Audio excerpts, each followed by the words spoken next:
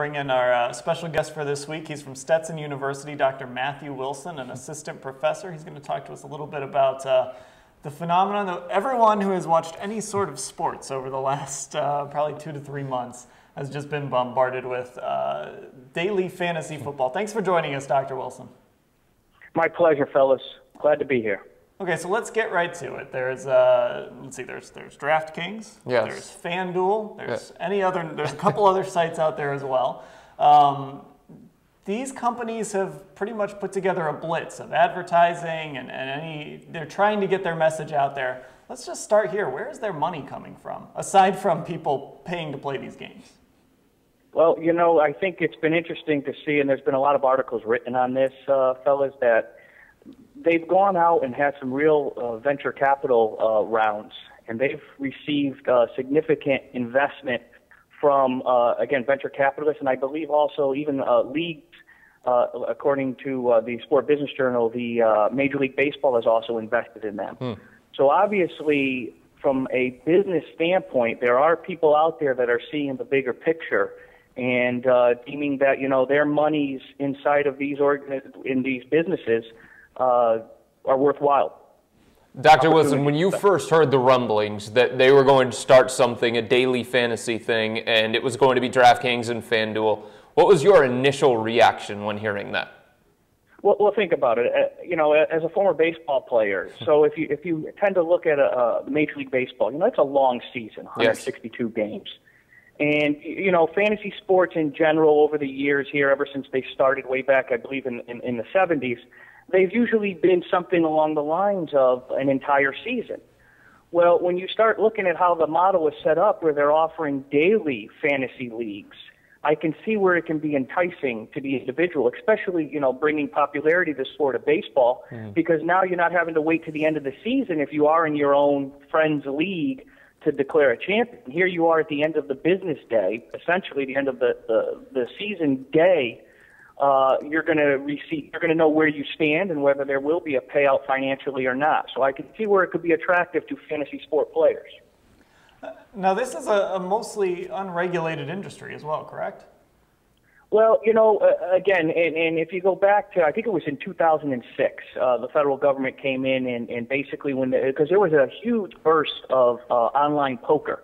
And part of one of the laws that they passed was essentially that companies couldn't receive credit card payment or transaction of funds, and that essentially shut down online poker. In this case right now, the fantasy sport wasn't included in that. And so honestly, the people that run FanDuel, the people that run DraftKings, you know, Yahoo has a daily fantasy. Yep. I know Dyson now is endorsing another daily fantasy site. They're very smart people. And not necessarily calling this a loophole, but they're taking advantage of the way the system is right now to create these type of daily fantasy leagues. When you see a report like we had yesterday from a bunch of different places about the FBI and the Justice Department investigating daily fantasy, what does that tell you, Dr. Wilson? For right now, honestly, my colleague Scott Jones and I, we've had discussions about this. You got to remember, as I said, you know, the NFL is seeing a new revenue stream of about $200 million this year from these sites, as far as from a marketing standpoint. And I think I tweeted out in like week 3. You know, our FanDuel and DraftKings oversaturating the market from the standpoint of their ads are on every 15 seconds, every commercial. The more that the spotlight gets put on them, the more that this business could be taking in.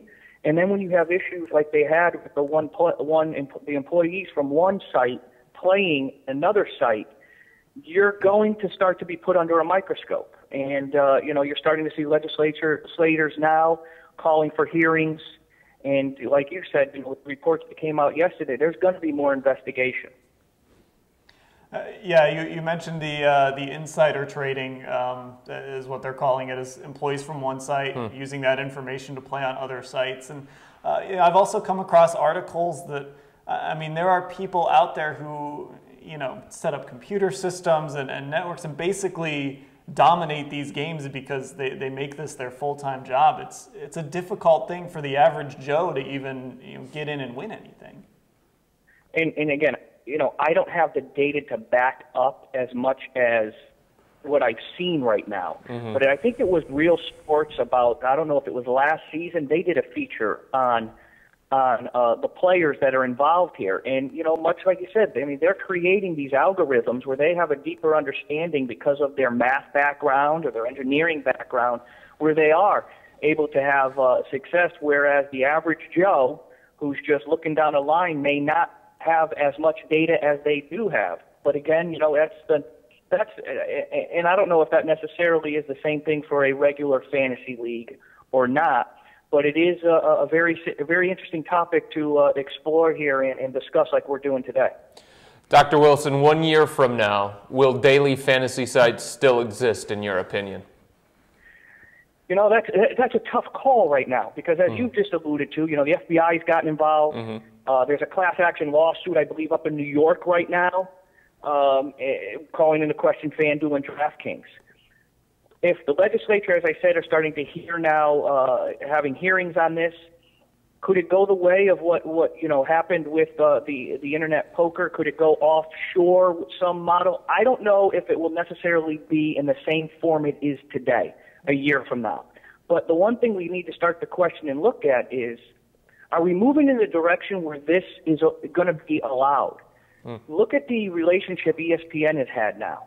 They're talking about DraftKings rosters on their fantasy sports and on their Sports Center telecasts.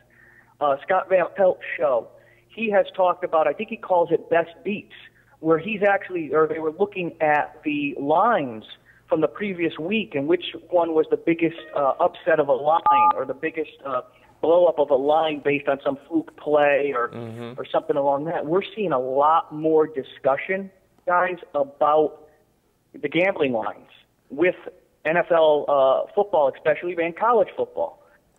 Are these organizations starting, you know, Yahoo, as I said, are they starting to align themselves in position that if there is some attempt to legalize, you know, fully legalize gambling, are they setting themselves up to already have these relationships? And that's something that we're questioning now and start to look at and look for evidence as trends as to what could be happening. You know, we don't know what's going to happen tomorrow, let's face it. Right. But the nature of this business, with the amount of investigation and the spotlight being put on them, and what happened again with one group playing the other group's site, we don't know. You know, we're not sitting here saying it's 100% sure the companies will be in existence next year, but I do think we're not going outside the lines and saying it might look a little different than it does today. All right, Dr. Matthew Wilson from Stetson University. Thanks for the time, Doctor. Guys, we appreciate it, and I hope you guys have a good day. Thank you very much for the opportunity to speak today.